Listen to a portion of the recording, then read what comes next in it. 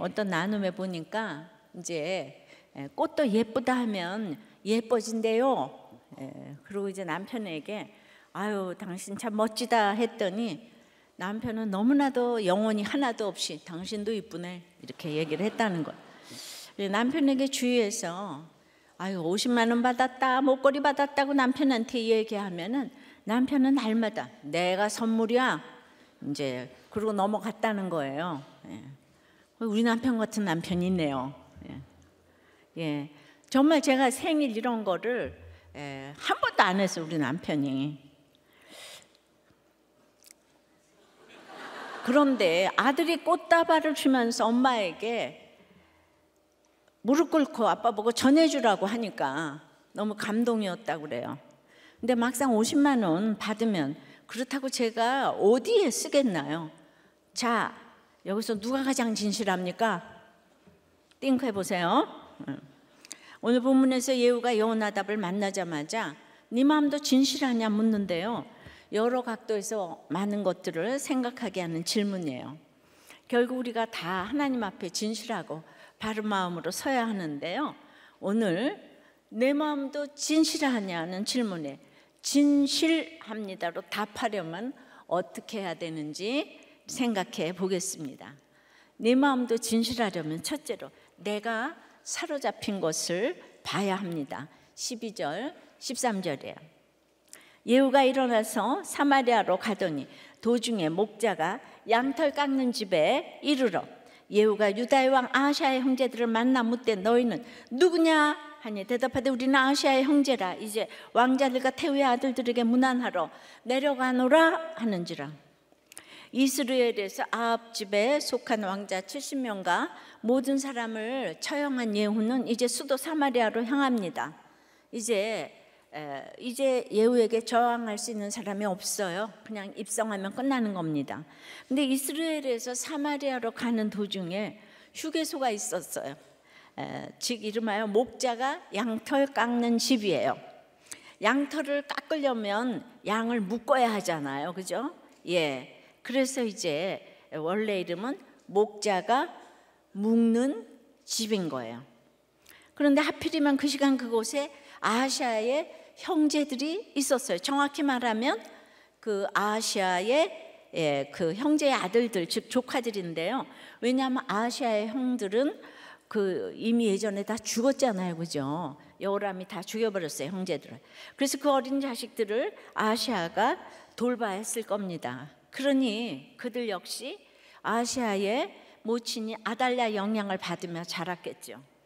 바로 아합과 이세벨의 딸 아달랴 말입니다. 그러니까 이 조카들도 아하시아처럼 육적인 DNA는 다윗의 집 사람인데 영적으로는 아합의 집 사람으로 자란 거예요.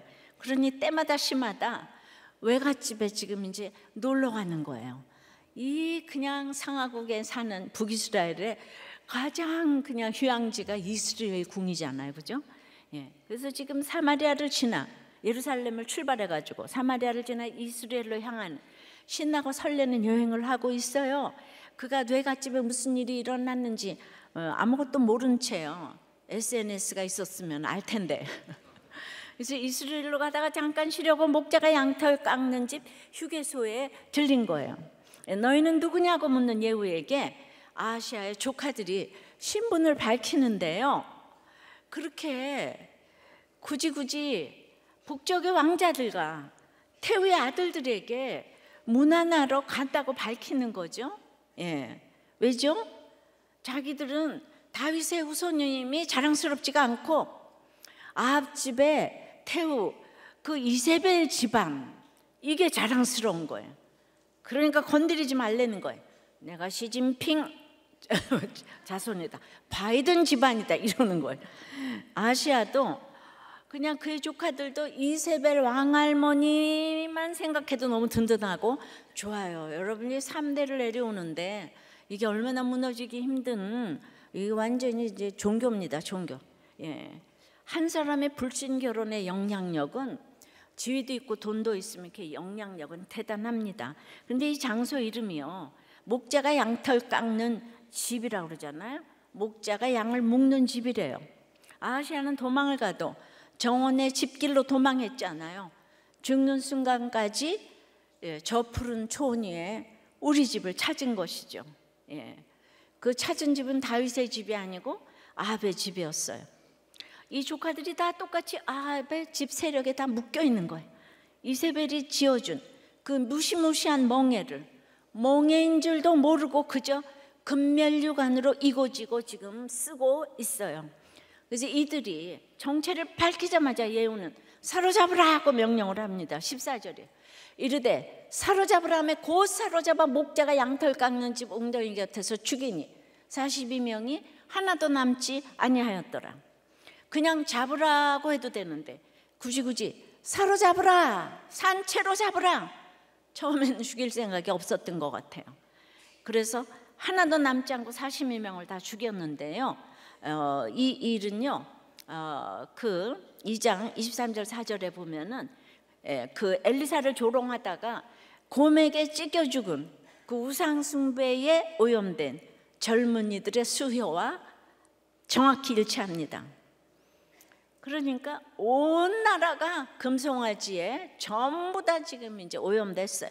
아시아의 조카들은 자, 그럼 이렇게 사로잡힌 때부터 죽기 직전까지 불과 1시간이 됐을까요? 2시간이 됐을까요? 그 짧은 시간에 이 사로잡혀 있다는 게 뭔지 태어나서 처음 경험했을 거예요. 너무 두려웠겠죠. 근데 거기서 끝났어요. 이렇게 육이 사로잡히는 사건을 당하면 내가 사로잡혀 있는 죄악은 없는지 돌아보고 회개해야 되는데 이들은 그렇게 해야 된다는 말씀을 들어본 일이 없어요. 자기 정체성을 다윗의 집에서 찾지 않고 부자인 아합의 집에서 찾고 있는데 어디서 말씀을 들을 수 있겠습니까? 말씀을 들을 수 있는 구조 안에 있어야 그나마 한두만이라도 들어둘 텐데 구조 자체가 말씀을 무시하는 아합의 집 구조 안에 있으니까 하나님의 말씀을 향해서는 귀를 막고 관심을 두지 않았을 거예요. 그러니까 아시아나 그 조카들은 아합의 집 죄악에 사로잡혀 있었고 그 웅덩이에 빠져 있었는데 그걸 전혀 보지 못했어요. 그래도 예루살렘에 사는 왕족인데 지나가는 선지자 한 명이 없었겠습니까? 그들의 잘못을 지적하는 사람들이 없었겠습니까? 하지만 그들은 이렇게 생각했을 거예요. 내가 이렇게 태어난 걸 어떻게 태어나고 보니 아합의 집 사람인데 나보고 뭘 어쩌라고, 내가 이렇게 생겨 먹은 걸, 내가 부자로 태어난 걸 내가 어쩌라고, 왕족으로 태어난 걸 어쩌라고. 하나님께서 솔로몬에게 당부하신 것 하나 고르라고 하면 내 아버지 다윗의 행한 같이 마음을 온전히 하고 바르게 하여 내 앞에서 행하라. 이거는 북이스라엘의 초대왕 여로보암에게도 똑같이 말씀하셨어요. 오직 남북 왕들이 따라야 할 길은 오직 다윗의 길이었어요. 이게 하나님의 길이에요. 하나님 앞에서 마음을 온전히 하고 바르게 하는 거예요. 오늘 본문 15절에 나오고 오늘 제목이기도 한 마음이 진실하다라는 말은 곧 마음이 바르다, 마음이 구부러지지가 않았다, 마음 가장 깊은 곳에서부터 말과 행동으로 나오는 열매가 하나님을 향하여 똑바로 서 있다는 뜻이에요. 해바라기처럼 하나님 바라기가 되는 게 마음이 진실한 것이고 바른 것이고 그렇게 사는 게 다윗의 길을 가는 건데 아시아나 그 조카나 전부 그 길을 떠나서 아합의 집 길을 갔어요. 그것은 뭐예요? 자기만 높이고 자기 가족만 좋고 가족 우상, 가족 신화에 빠져있는 그렇게 자기를 향해 굽은 길을 가고 말았습니다. 이게 사로잡힌 거예요. 이게 우리 모습이에요. 우리가 다 그런 줄도 모르고 사로잡혀 있는 죄들이 있어요. 날 때부터 죄인이기 때문에 사로잡힌 건지도 몰라요. 왜냐하면 너무 자연스럽기 때문입니다. 거짓말은 가르쳐주지 않아도 누구나 할 줄 알아요. 이게 가장 분명한 증거예요. 아이들이 어려서부터 거짓말을 해요. 마음이 진실하지 않은 채로 태어난다는 증거입니다. 그래서 거짓 아비 마귀에게 이제 잡혀 있다고 그러죠. 육신의 적용, 안목의 적용, 이생의 자랑에 다 사로잡힌 채 태어납니다. 그런데 그게 문제인지 몰라요. 죄인으로 태어났다는 말 자체를 부인해요. 이 시대도 그래요. 그래서 전부 다 주제가가 원래 그렇게 태어난 걸 어쩌냐. 예. 그걸 이 시대는 전부 법으로 보호를 해주려고 합니다. 그런 것이 아합의 집 길이에요. 이게 하나도 남김없이 심판을 받는다 이 뜻입니다. 42명 다 죽었잖아요, 그죠? 그래서 사로잡히는 사건이 와야 하는 거예요. 진짜로 나를 사로잡고 있는 죄악을 보라고, 육에 묶이고 사로잡히고 구덩이에 빠져야 내 영을 묶고 사로잡고 있고 구덩이에 빠뜨리고 있는 심각한 죄악을 보게 되는 것인데요. 여러분 지금 사로잡혀 있습니까? 가족에게, 직장 사람들에게, 일에, 질병에, 불안에, 여러 중독에 사로잡혀 있습니까? 내 죄가 아니에요? 재수가 없어서 걸렸어요? 그건 하나님 우리 사랑하셔서 어떻게든 살리시려고, 그 굽은 길에서 돌이켜 바른 길로 오게 하시려고, 거짓을 떠나 진실하게 하시려고 딱 맞춰서 주신 환경이에요. 거기서 말씀을 듣고 내가 사로잡힌 존재라는 걸, 이런 환경에 사로잡힌 게 문제가 아니고 태어날 때부터 죄악에 사로잡힌 존재라는 걸 볼 때 최고로 진실하신 예수님이 오셔서 자유롭게 하시는 줄 믿습니다. 그런데 이 환경이 좋은 아합집의 왕자, 다윗집의 왕자들이 유니버시티 오브 사마리아, 유니버시티 오브 예루살렘, 이 왕자들께서 한 명도 마지막까지 회개를 하는 자가 없기 때문에 심판이 왜 그런 줄 알아요? 끼리끼리 군중 심리에서 아무도 회개 안 하니까 그게 선인 줄 알아요. 적용 질문이에요. 보통 나를 누구라고 소개하나요? 또 누구라고 소개하고 싶나요? 어떤 상황에 사로잡혀 있습니까? 내가 보고 인정해야 될 나를 사로잡고 있는 죄악은 무엇입니까? 이렇게 지금 아합 가문과 또 유다 가문의 왕자들이 다 완전히 싹쓸이 죽임을 당했어요. 최고의 사교육을 받았던 왕자들이 다 죽었어요. 자, 그러면 이제 우리들 교회를 또 소개를 해야 되잖아요. 예, 이번 팔복산 기도의 마지막 날, 이제 아침에 일어날 아이가 아닌데 첫째가 가자 그러는 거예요. 그래서 걔를 내려주고 본인은 사층과 세배를 드리는데 첫째가 본당에 기도받으러 나오라고 할 때 나가더라고요. 저는 많은 생각했는데, 저는 솔직히 말해서 큰 사랑도 없고 애들 치대는 다정한 엄마가 아니거든요. 이 엄마 자체가 고난이 될 수도 있는데, 그런데 어쨌든 이렇게 교회를 오니까 하나님이 그래도 구원의 길로 아이들을 키워가시는구나, 아이들이 나에게 천사로 왔구나, 예, 그 기도하면서 이렇게 눈물이 나오더라고요. 그러니까 또 막내가 와서 내 눈물을 닦아줬다는 거예요. 이 집은 참 복덕방에 들어가 앉아 계시. 예. 자, 이렇게라도 교회를 왔어요. 또 그런가 하면 항상 우리 아이는 기대와 예측을 벗어나고 하루라도 조용할 날이 없고, 언제 학교에서 교회에서 돌발 행동을 일으킬지를 모르니까 그날 하루하루 은혜로, 그날 말씀으로 살아가시는데, 그렇지 않은 자녀였다면 저도 지금 애 사교육 시키고 더 세상적으로 계획 세우며 말씀과는 멀어지지 않았을까 생각이 돼서, 이거 정말 있어야 될 일이고 나 때문에 아이가 수고한다, 이래도 아이는 교회를 와요. 날마다 예측을 벗어나지만.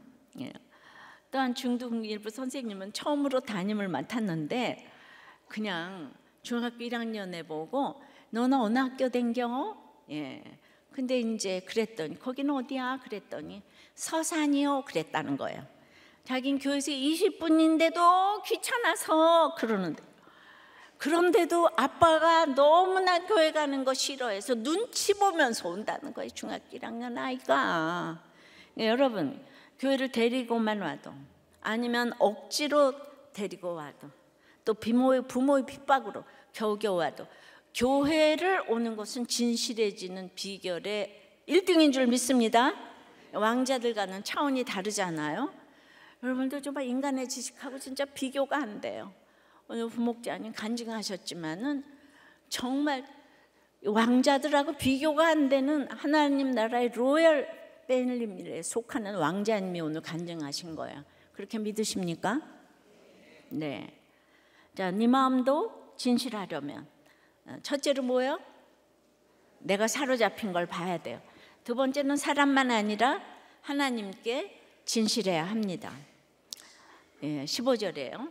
예후가 거기에서 떠나가다 자기를 맞이하러 오는 레갑의 아들 여호나답을 만난지라 그의 안부를 묻고 그에게 이르되 내 마음이 네 마음을 향하여 진실한가 같이 내 마음도 진실하냐 하니 여호나답이 대답하되 그러하니이다. 이르되 그러면 나와 손을 잡자. 손을 잡으니 예후가 끌어 병거에 올리며 예후가 그 다음으로 우연히 만난 사람은 레갑의 아들 여호나답이에요. 여러분 사라의 구속사를 들었는데 아브라함의 후처 그두라가 낳은 여섯 아들 중에 넷째가 미디안이에요. 그 미디안의 소생 중 겐족속이 나오는데 그 겐족속의 소생 중에 레갑 자손 그 중에서 이제 요나답인 거예요. 우리는 그 구속사를 통해서 그두라 자녀들을 동쪽 땅으로 쫓았다는 걸 기억할 것이에요. 그런데 그 사람들 중에 일부가 모세를 따라 이스라엘에 합류했고 또 갈렙 자손 중 한 갈래로 자리 잡게 되었어요. 그러니까 이방 출신이지만 모세와 연결이 되고 또 유명한 갈렙 가문에 들어갔어요.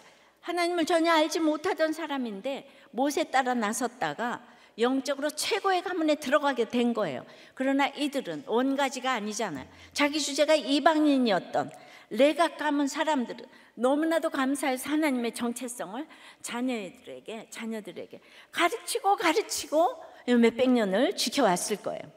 그러니까 이삭의 후예라고 해도 떨어져 나간 에서가 있는데 그두라의 후손이라도 돌아온 택자도 있어요. 성경은 전적인 선택임을 끊임없이 가르치고 있습니다. 감옥을 가고 무엇을 했어도 하나님은 마지막까지 택자는 알아보는 줄 믿습니다. 그러니 요나답은 하나님의 강권하심이 이루어졌음이 이름 속에 함축이 되어 있는데요. 한마디로 그래서 이제 몇백 년 동안 영적으로 뼈대 있는 집안의 선조라는 뜻이에요. 근데 요나답은요, 이로부터 이제 200 몇 년 후에 예레미야 35장에 보면 자기 후손들이 이제 여기서 이제 지켜야 할 특별한 가운을 남겼는데 평생 포도주 마시지 마라, 살집을 짓지 마라, 포도원이나 밭이나 농사 지을 수 있는 씨앗도 가지지 마라. 그러니까 장막에 살아라. 구별된 삶을 살라는 거예요. 여호나답이 왜 이런 가운을 남겼을까요? 어떻게 그 256년 동안 이 영적인 전통을 지킬 수 있었을까요? 성경은 어떤 이유도 얘기해 주지 않는데요. 오늘 이 사건이 중요한 계기를 보여주는 게 아닐까 생각하게 돼요. 아합 당시 레갑 가문 족장이었던 여호나답은 지금 사마리아에 살고 있었는데 이제 그 300년쯤 가문의 신앙 전통을 지키며 이제 살았는데요. 그렇기 때문에 아합과 이세벨이 이스라엘에 미친 악한 영향을 그냥 누구보다도 가슴 아파하며 보고 있었을 거예요. 당연히 엘리야와 엘리사의 사역도 관심 있게 보며 응원했을 것이고요. 엘리야와 바알 선지자들의 대결도 현장까지 가서 지켜봤을 거예요. 그래도 끊어지지 않고 이어지는 아합의 집길에 대해서 너무나 슬퍼하고 분노하며 절망하며 그렇게 겨우겨우 살아가고 있었을 것 같습니다. 온 나라가 바알교로 뒤덮이는 악을 보면서 마치 하박국 선지자처럼 주님은 어찌하여 이 악을 내버려 두십니까? 언제까지 그냥 두시겠습니까? 부르짖었을 거예요. 하나님은 언제 이 악을 심판하실 건지 기다리며 지켜보고 있었을 때 일시에 아합 가문을 몰살시키는 예후가 등장한 거예요. 그냥 여호와의 심판을 기다리던 여호나답에게 예후는 하나님이 보내신 그 한 사람이었을 거예요. 반가워서 지금 마중까지 나가는 거예요. 역사가 요세푸스는 예후와 여호나답이 절친이었다고 이렇게 이제 보기도 하는데요. 그러니까 보자마자 안부를 전한 거죠. 이것이 바로 바라크예요.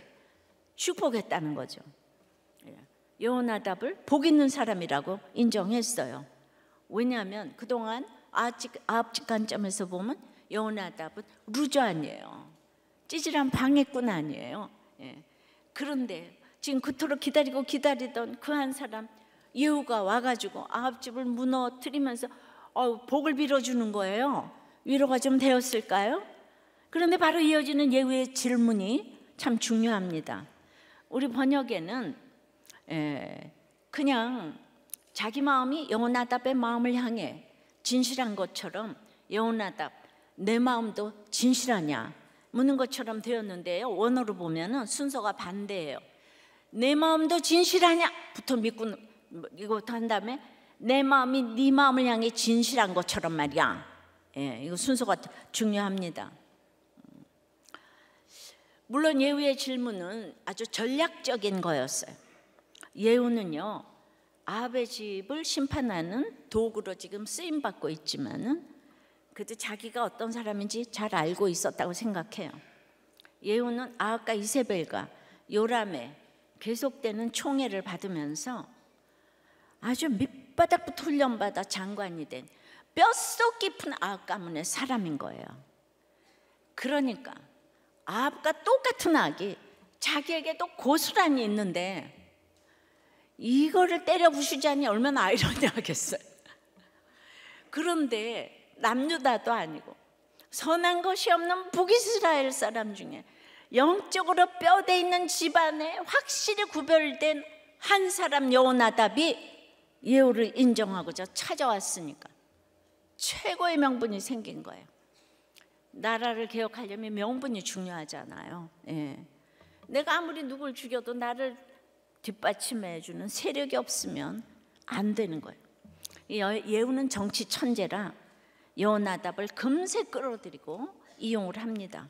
게다가 예후는 엘리사 선지자에게 직접 기름 부은 게 아니고 선지자 제자한테 기름을 부음 받았으니까 정치인들은 또 이런 거 중요하게 생각하니까 일석이조인 거예요.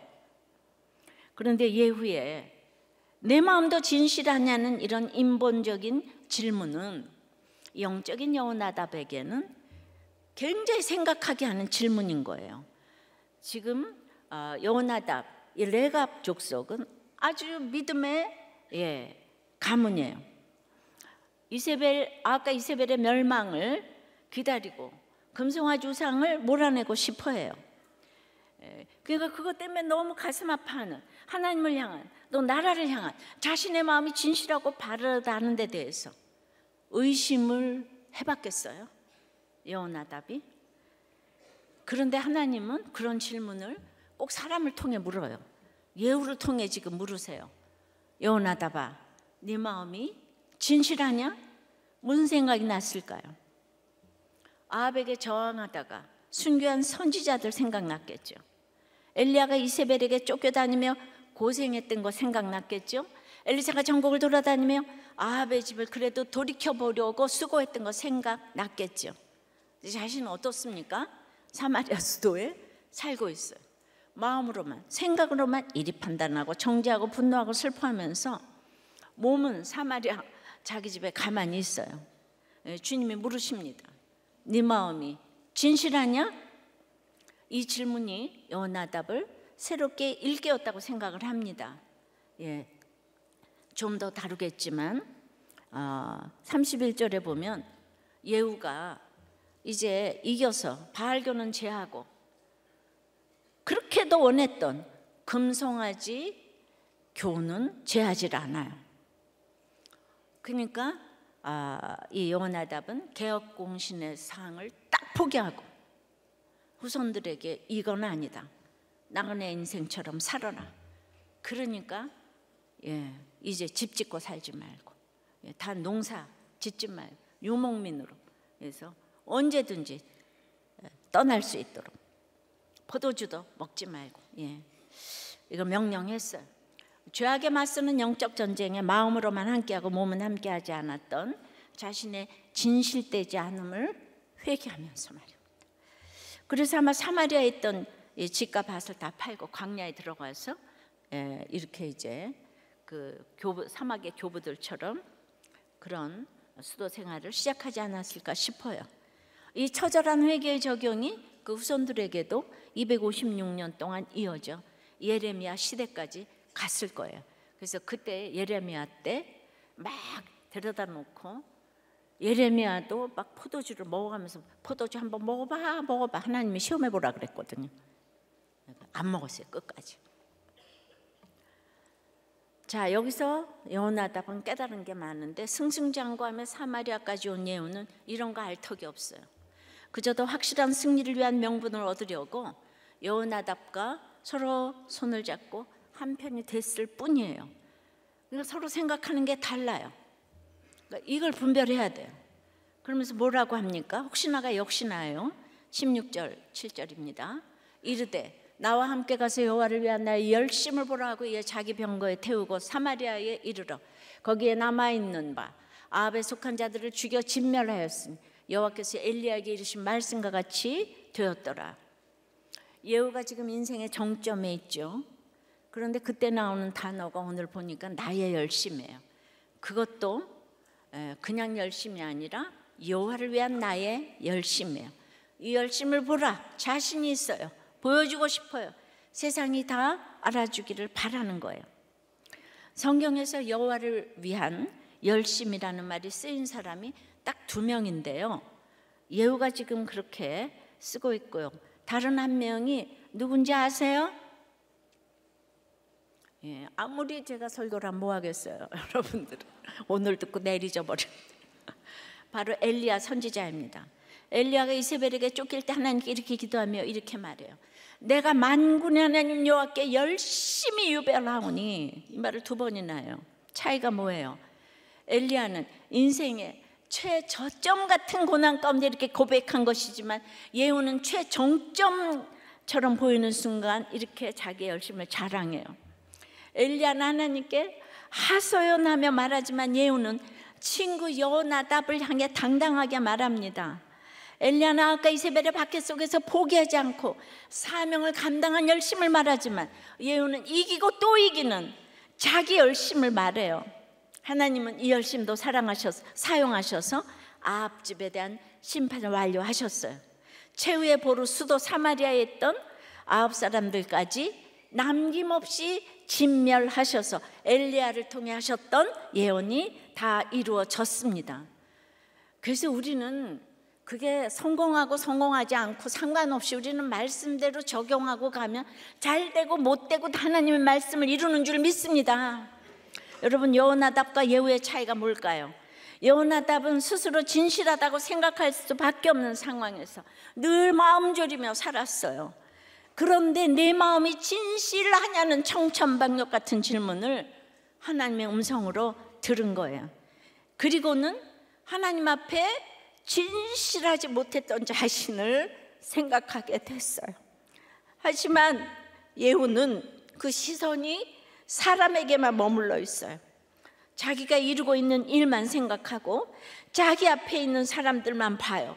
죽여야 할 요람과 아시아와 이세벨만 보이고 자기 편을 들어주는 여호나답만 보여요.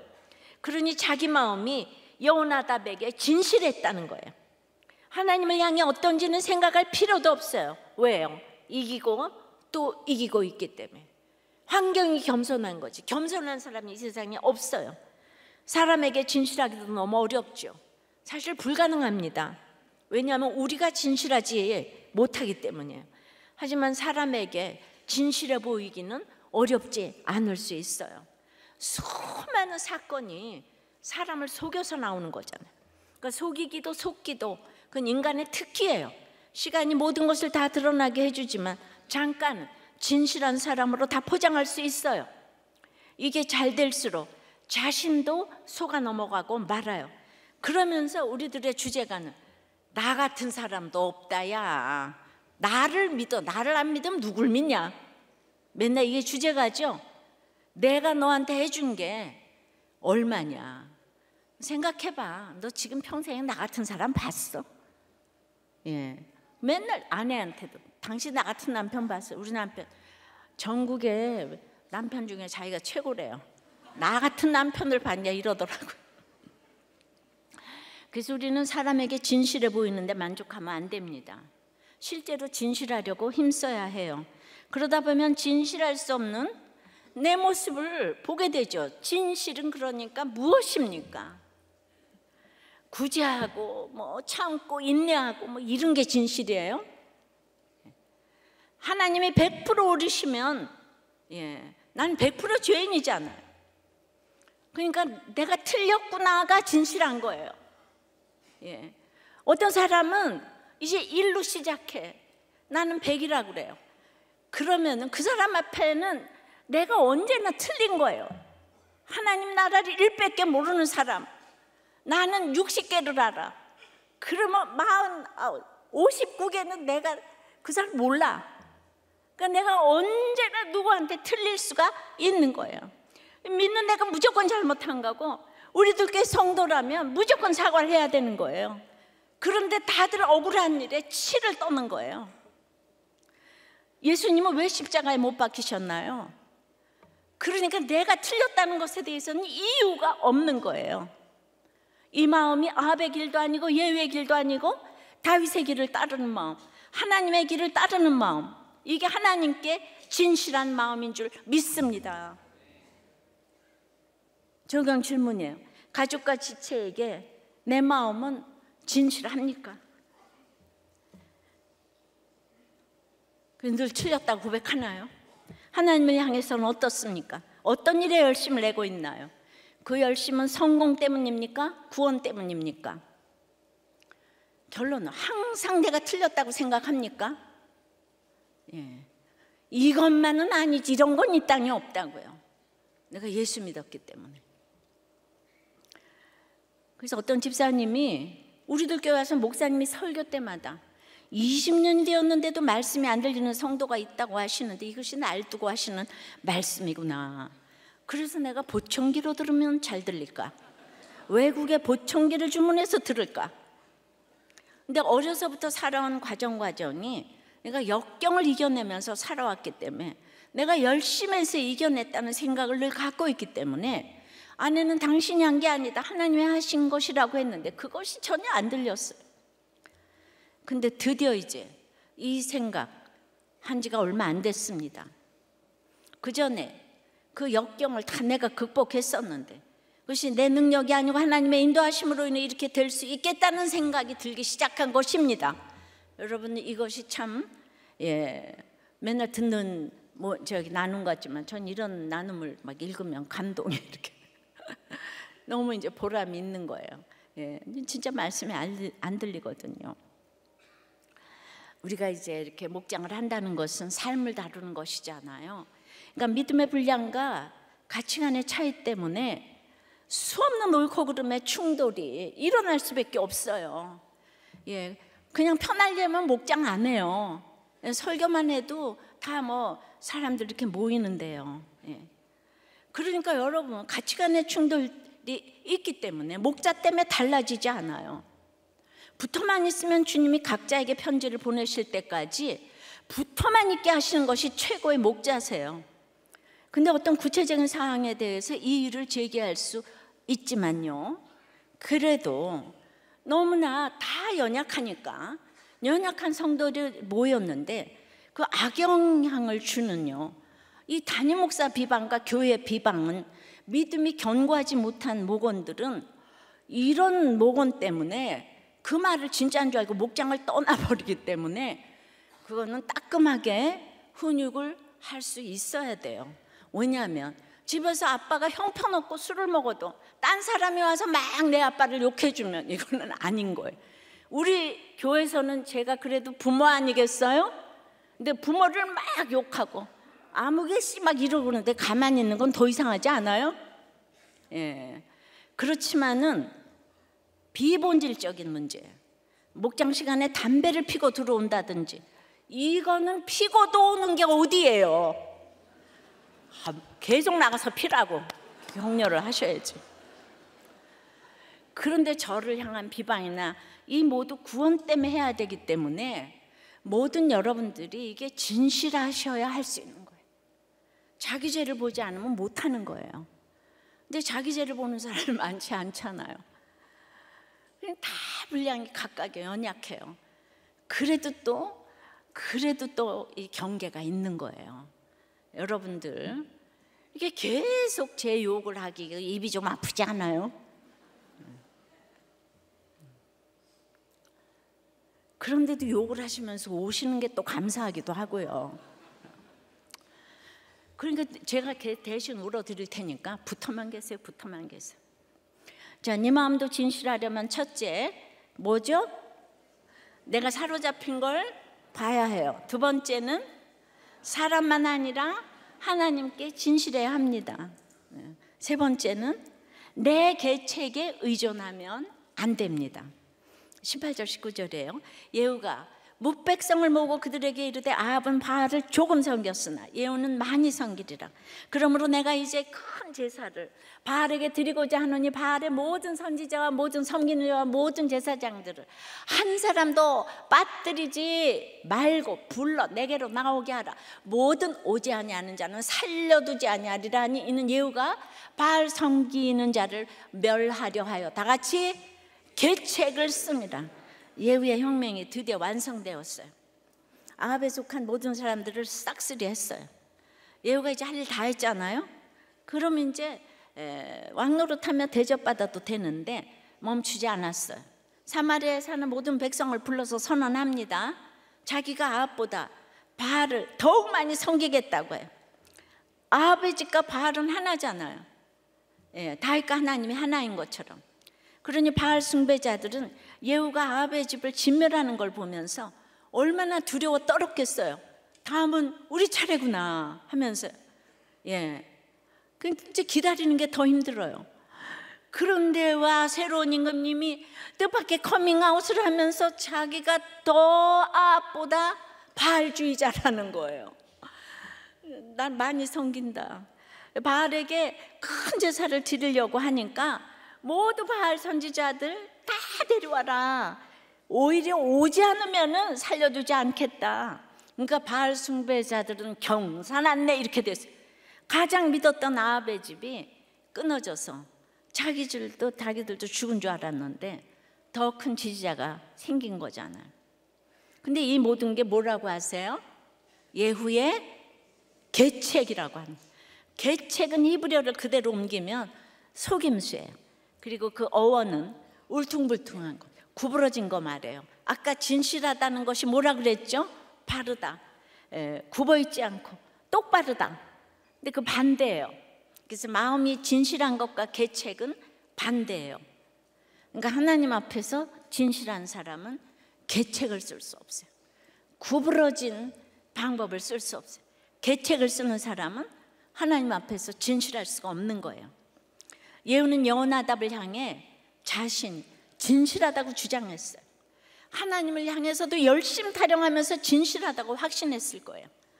그래서 이 진실을 입증하려고 솔직히 자기에게는 정치적으로 큰 유익이 없을 듯한 발교 척결을 시도하는 거예요.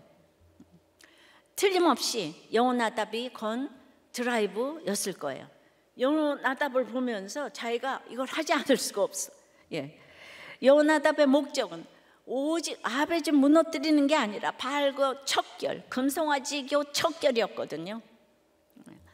이스라엘이 다시 여호와 하나님께로 돌아가기를 고대하던 한 사람인데, 근데 사실은 자신과 너무 다른 여호와 손을 잡으면서 바알교를 뿌리째 뽑기를 강력하게 주장했을 거예요. 그런데 이제 딱 보면 예후가 이 중요한 일, 사실상 아합의 집 심판보다 더 중요한 이 바알교 척결을 하면서 한 번도 하나님을 찾지 않아요. 기도했다는 말도 없어요. 선지자를 불렀다는 말도 없어요. 묻지도 않았어요. 왜죠? 싸움에는 자기가 1인자이죠. 누구 힘을 빌릴 필요가 없어요. 상황을 보면 기막히게 좋은 작전이 그냥 딱딱 떠올라. 예후는 아이디어 뱅크에 이번 작전도 얼마나 좋습니까? 지금 제1회 전국 바알교 부흥회를 기획해서 홍보하는 거예요. 지금 가장 큰 축제를 열겠다고 하니까 정말 전보라고 안 오면 다 죽이겠다고 해요. 당근과 채찍을 어떻게 써야 할지 그냥 아는 거예요. 그냥 전략의 천재 맞습니다. 우리도 이런 후임이 오면 대박이 대박. 그죠?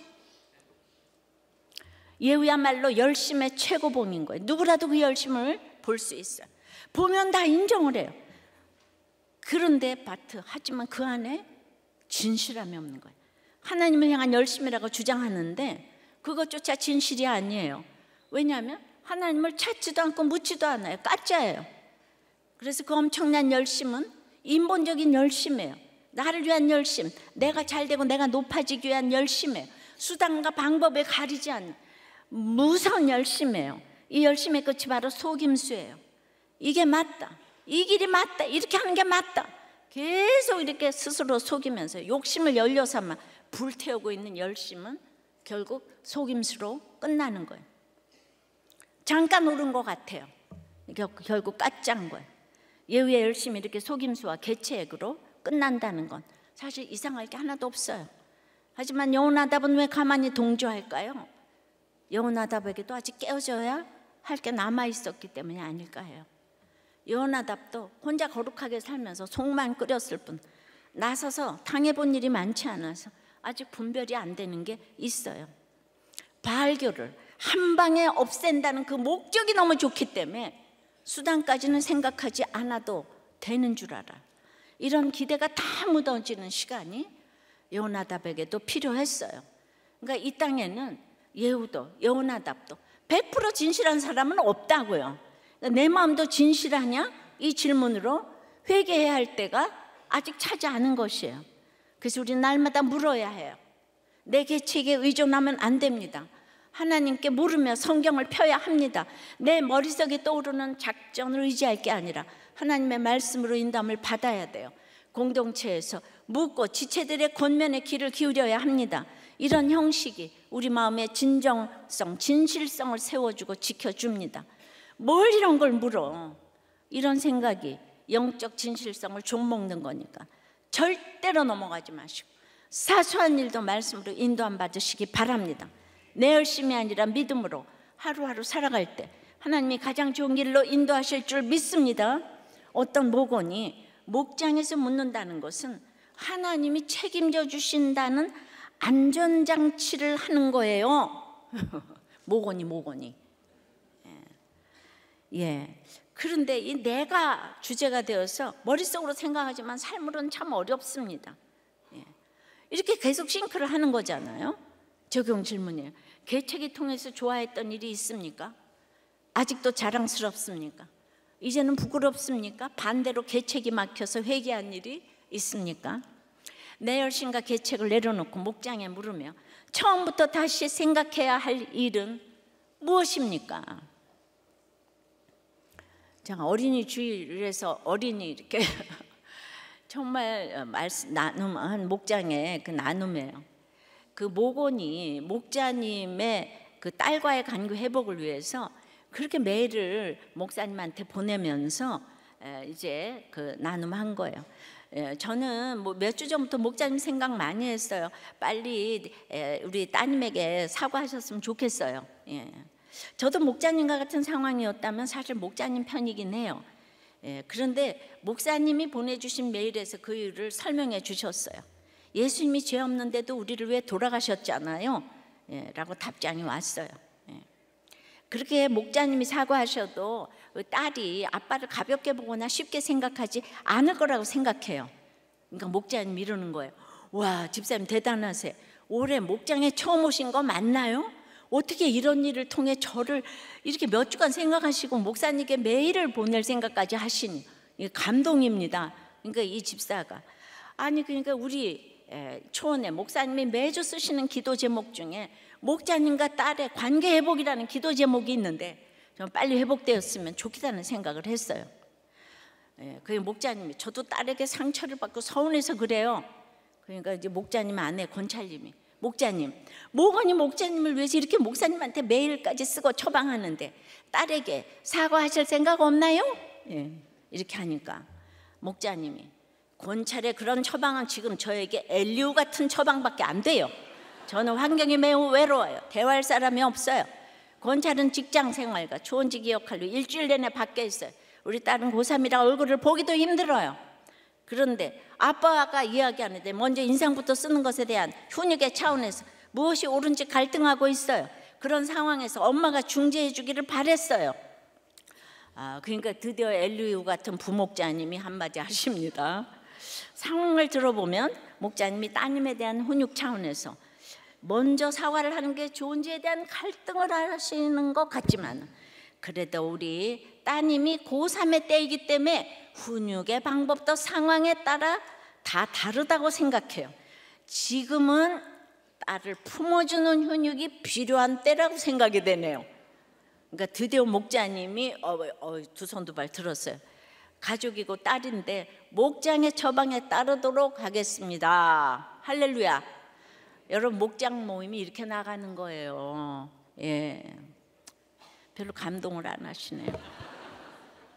한 마을님께서 세상에서 가장 무서운 것이 밥줄이라고, 목원들이 직장을 잃는 사건을 보면 목자로서 해줄 것이 없어 새벽잠을 버리며 새벽 기도에 나가 기도하고 있는데, 얼마 전 목원들이 다 취업을 하게 되는 은혜와 응답이 있었습니다. 다행인 것은 예배와 목장 모임에 지장이 없는 직장을 다 선택했다는 거예요. 목원들을 통해서 기도의 자리를 회복하게 하시고 너무 감사하고 내가 회개할 일밖에 없구나를 알게 하셨습니다. 앞으로는 어떤 무서운 편지를 받더라도 회개의 자리로 가야겠구나. 예, 이 회개, 내가 틀렸군 말씀을 들으며 깨닫게 되었습니다. 여러분, 진실한 것은 내가 틀렸다는 거예요. 예, 그래서 하나님이 오르신 거예요. 어떤 사건도. 근데 자꾸 그게 아니고를 연발하면 진실과 거리가 멀어요. 어떤 경우도 하나님이 하시는 일이니까 내가 사과해야 돼. 예, 그것이 진실한 사람입니다. 예. 이세벨이 못되게 굴다가 이렇게 죽으니 통쾌한 게 있었어요. 근데 목사님이 요새 이세벨이 바로 내가 될 수 있다고 하시는 말씀에 이게 자기가 틀렸다고, 어떠한 경우도 이제 그 말씀에 공감이 되었다고 합니다. 말씀 맺어요. 네 마음도 진실하냐는 첫째로 내가 사로잡힌 거를 봐야 합니다. 또 거기에서 사람만 아니라 우리가 하나님께 진실해야 된다는 거예요. 진실한 것은 그냥 한마디로 내가 틀렸다는 거예요. 이유 여하를 막론하고 내가 틀렸다는 거예요. 자꾸 여러분들이 그게 아니고가 나오면 아직 멀었어요. 예. 그러니까 내 계책을 의존하면 안 되는 거예요. 예. 내가 진실하게 거룩하게 살 수 없지만은 하나님이 나의 마음을 만져줘야 내가 틀렸다는 걸 알잖아요. 찬양합니다. 진실하게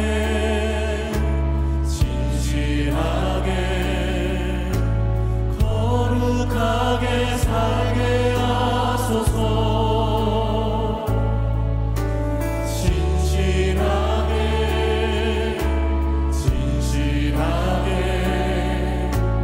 거룩하게 살게 하소서. 하나님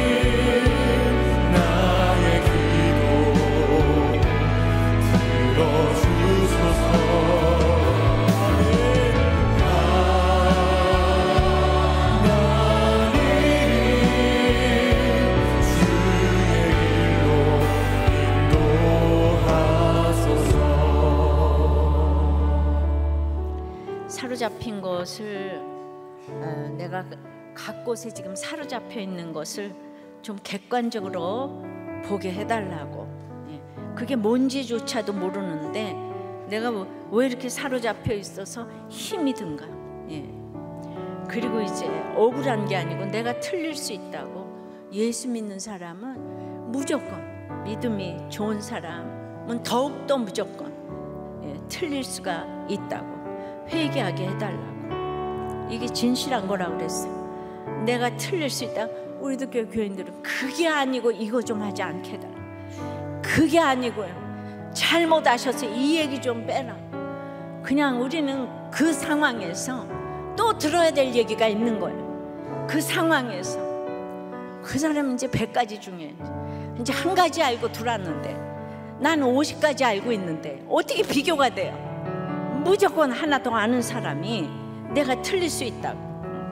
그러니까 내 열심과 계책을 내려놓고 이제 목장에 묻게 해달라고. 내가 잘 모르겠으니까 주여 참으로 내가 틀린 것 인정하게 해달라고. 이 나라와 우리 회사와 가정과 나를 위해서 다 같이 주님 부르고 기도하겠습니다. 주여.